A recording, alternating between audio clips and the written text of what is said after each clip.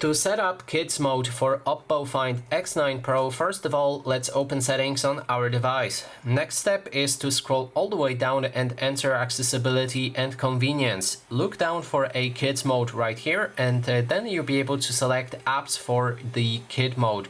You can choose whichever apps will be available for that mode. So, for example, let's go for Gemini only.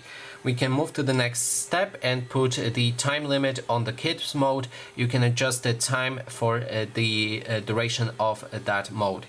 We can then adjust eyesight protection and other settings like ambient light reminder, which will remind your child to move to brighter area when there's ambient light is too low. A sitting position reminder, remind your child to sit properly when using their device.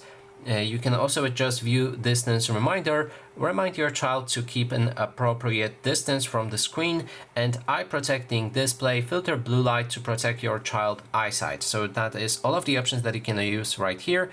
Then after clicking on OK, your phone will enter the kids mode. You can of course leave the kid mode with the exit right here and also enter parental controls. So that is basically everything. Thanks so much for watching.